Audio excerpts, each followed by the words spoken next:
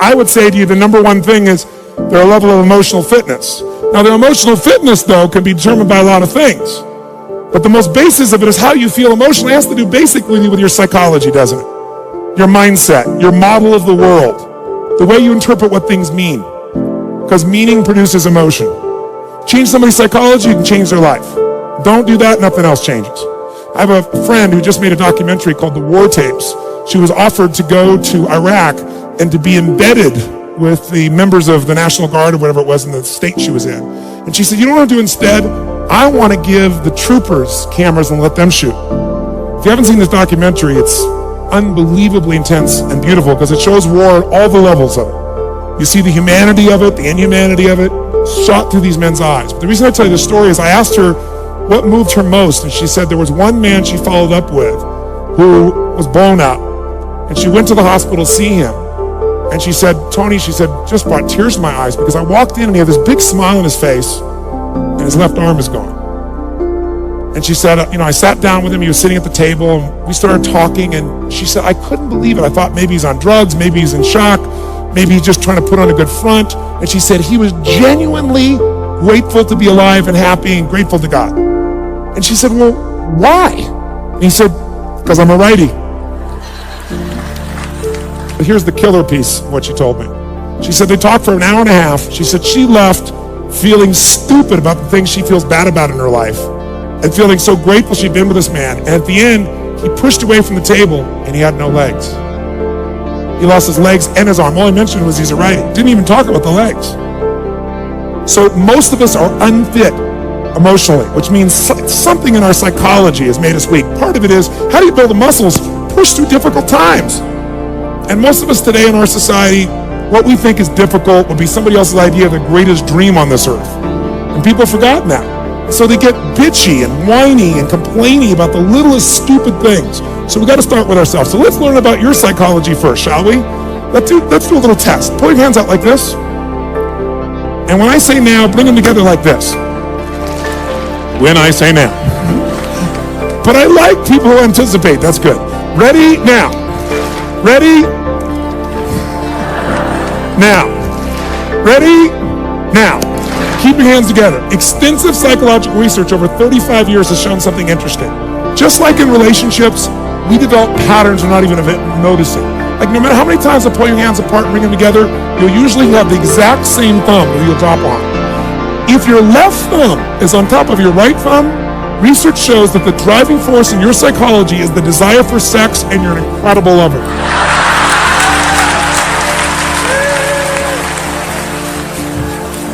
If, however, when you brought your hands together and put them back on top, if your right thumb is on top of your left thumb, then the driving force in your psychology is the desire to be intelligent and you will make a difference and be financially free in your lifetime. So for you and I, when it comes to this idea of problems, just remember, no one is going to get by without experiencing extreme stress in their life. No one.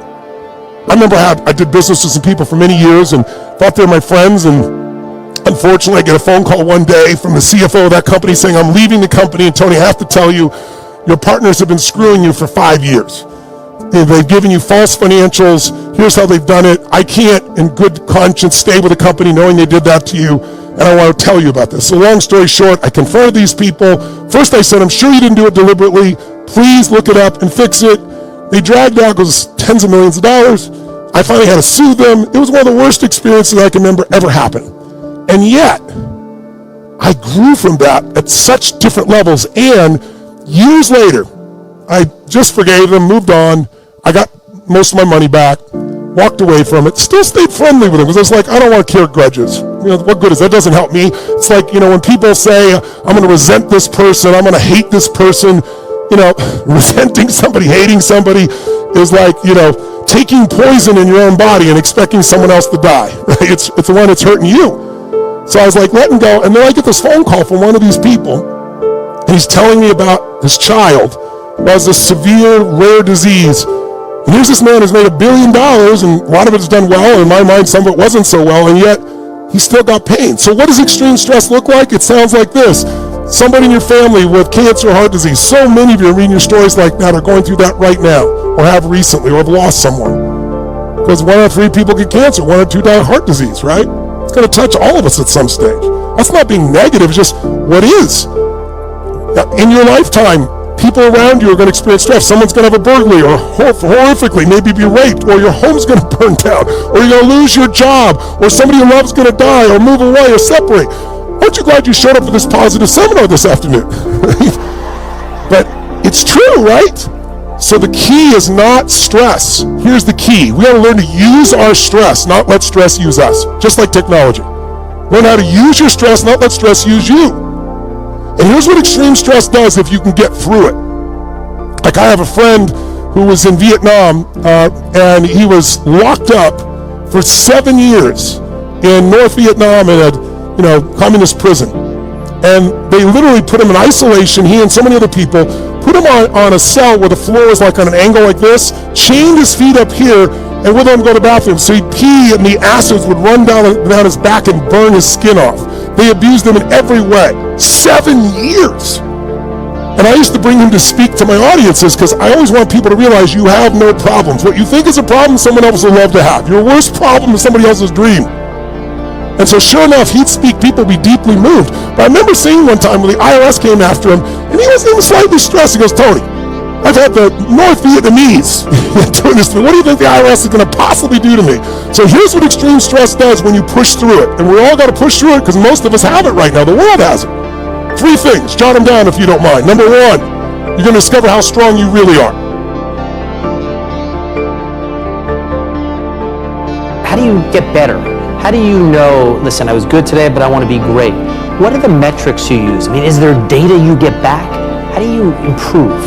Well, we have all the social media data, which we use big data to take a look at, but I also look at it individually because there's nuances that you pick up in that way. So I feed that, look at that.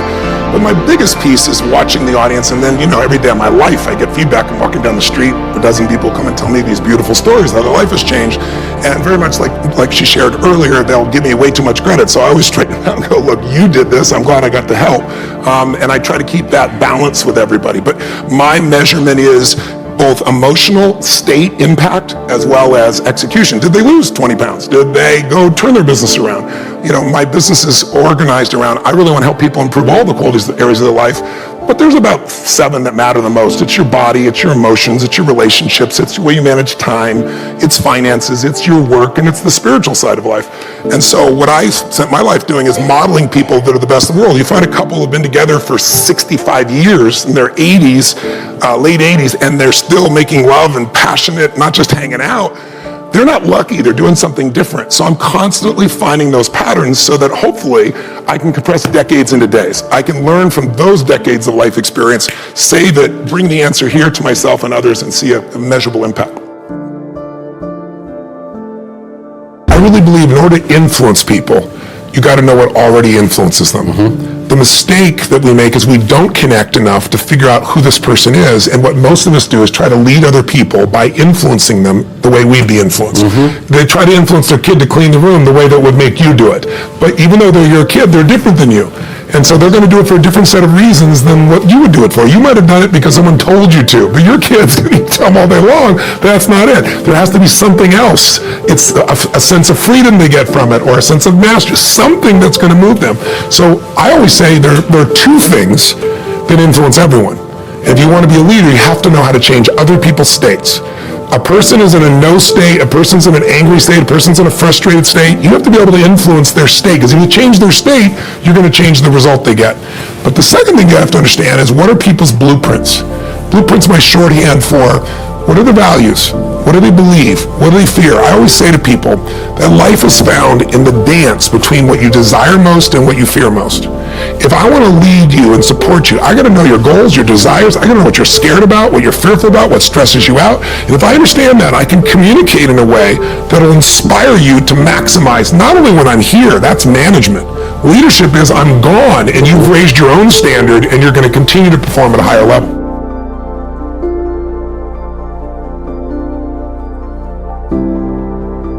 There's so many experts in the health field. I consider myself to be one as well. In fact, I'm doing a book right now called Life Force, where I've actually done what I did in the financial category. If you read Money Master the Game or Unshakable or the new book The Path, you know that what I did is after 2008 and the crash, I was so upset by it because I worked with one of the top 10 financial traders in history, Paul Tudor Jones. I've coached him for over 24 years. And so I know a lot in this area, more than most humans will ever know. But I also have access. And I thought, what if I interviewed 50 self-made billionaires, people that started from scratch and built it, and then figure out what they did so I could teach that to some of my highest end clients, and my other billionaire clients would find interest, but also somebody just starting the journey would as well. So I wrote that 674-page tome, Unshakable, to give people something to be able to read even briefer to make that happen. And then the path to kind of update where things are going. Well, that's what I'm doing now on regenerative medicine. Because there are things coming out right now in the next 2 and 3 years, and some that are available on a small scale now, that would blow your mind. Like, for example, if you know anybody with Parkinson's and you know how brutal that is, just somebody who can't even grab a glass, their whole body is that way. There's a company that does literally incisionless brain surgery. They use a super high intensity ray that goes through the skull, and they find the exact spot, the nerves that are making the body shake, and it stops. The entire process takes 2 hours to set it up, but it's done in 15 minutes. And if you've ever seen somebody who's had those ear implants where they can hear for the first time and they cry uncontrollably, you can't even imagine what it's like when somebody can just reach out, grab the glass, and drink it. They're not shaking. They cry uncontrollably. It's an incredible breakthrough. There are tools like stem cells that I'm sure you've heard about. And stem cells in the U.S. are kind of wild west. You got to be so careful what you do here. But there is new science on stem cells that's making a gigantic difference. I personally, my right shoulder I tore in a very intense and stupid snowboarding accident. I went with some 20-year-olds and tried to do the things they were doing and snowboarded all the time. It was not pretty, right? And they told me, it's going to be surgery, it's going to be 6 months of rehab, and the pain was just so severe. The nerves were trapped. And so I tried a bunch of different things. I was like, there's no way, I'm not going to do this. And so I ended up doing stem cells. I went out of the country. I went to a place in Panama, and I wrote about it in the book. And in one session, that's it, one session, and my shoulder was perfect. I'm not exaggerating. It's mind-boggling what's coming. So this new book will really put kind of the focus on that. So I feel like I have expertise, but along the way, I've met some of the most brilliant Nobel Prize winners, brilliant breakthrough people in cancer, heart disease, everything you can imagine. But not everybody's a good communicator of that, right? Most aren't. They're geniuses in what they do, but they can't communicate it. And so when I was thinking about, like, who do I bring to the general public that I think really has a voice that keeps it simple and that you can feel their warmth and their love, and they're not cerebral, but yet they're brilliant. There's one man that stands out for me, and his name is Anthony William. You've probably heard about him because celebrities all around the world go to him. And what I wanted to do is introduce you to him this morning briefly and have him talk for just 15, 20 minutes and give you a couple of things you could do in the morning between now and when you get to the UPW. I know most of you are coming. Yesterday was our biggest sales day ever, so really excited to have all of you there. And so something you can do, or if you're not coming to the event, something you just start doing at home. Just a couple of simple things that really work, and you will feel the difference right away. When my brother knew that it would require work for him to get off drugs, that most people won't participate in their own rescue. And there are people who will be presented with an opportunity, who know that they could be laid off at any moment, who know that there's no such thing as job security, who know that them keeping their job has nothing to do with how good they are. And yet and still, they'll go to work and have knots in their stomachs, hoping when they open up an email that they have not been told this is your last day. They'll go to work hoping there's not a security guard standing by their desk with a box and say, empty your things in here and take them to the front door and escort them to the parking lot. They go in there hoping it doesn't happen. Why? Because they don't want to do the work. You walk into an airport and you see people behind the desk or whatever, rather than being pros, owning the game, you literally see them chit-chatting, or again, looking at videos of dancing cats and people riding bicycles off the roofs of their houses. You know what I'm talking about. I call it the collective deprofessionalization of business. Very few people, relatively speaking right now, say, this is my craft. I've got to be a pro. I've got to study the audiobooks that relate to my game. I've got to find mentors. I've got to read the books I've got to practice like Federer or Serena Williams or Muhammad Ali used to practice. You know what Muhammad Ali once said? He said, I hated every single one of those early morning runs, but I loved the idea of being champion of the world.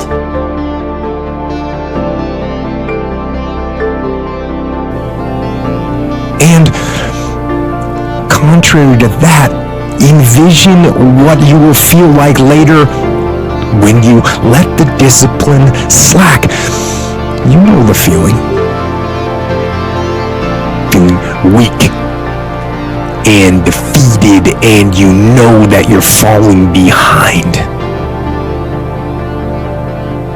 So get to know those two different types of feelings and ask yourself which one you want to feel in 10 minutes or in a half an hour. When the thing is done, when the discipline has been implemented.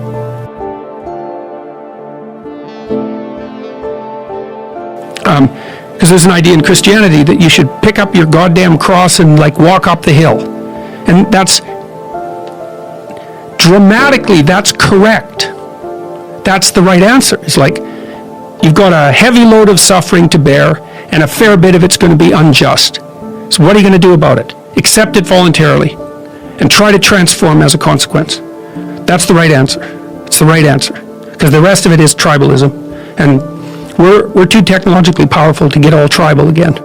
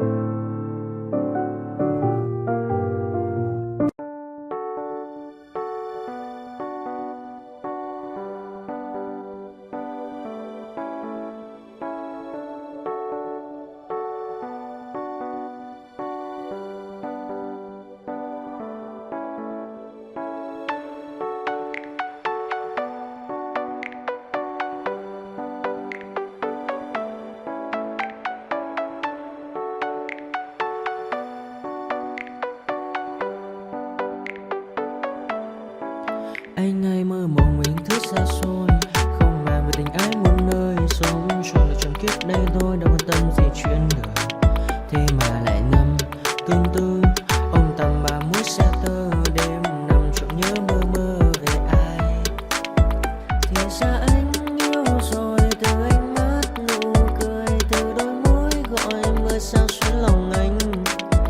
Thì ra mê em rồi, ngày hay đêm ôm lời, chỉ nghĩ đến em thôi, đó là do anh đã yêu rồi, anh đã yêu rồi, anh đã yêu rồi.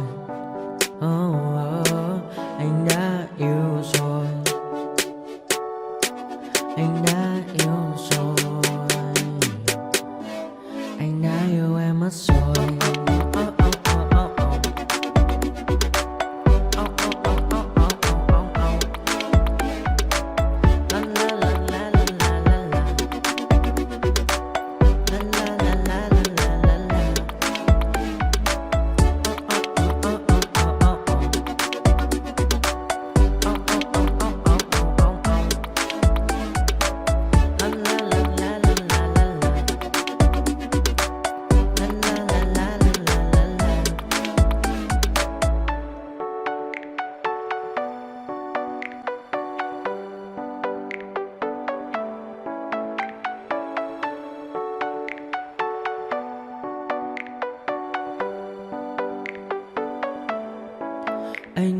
mộng về những thứ xa xôi, không màng về tình ái muôn nơi. Sống cho là trọn kiếp đây thôi, đâu quan tâm gì chuyện đời. Thế mà lại nằm tương tư, ông tầm bà mũi xe tơ, đêm nằm trộm nhớ mơ mơ về ai.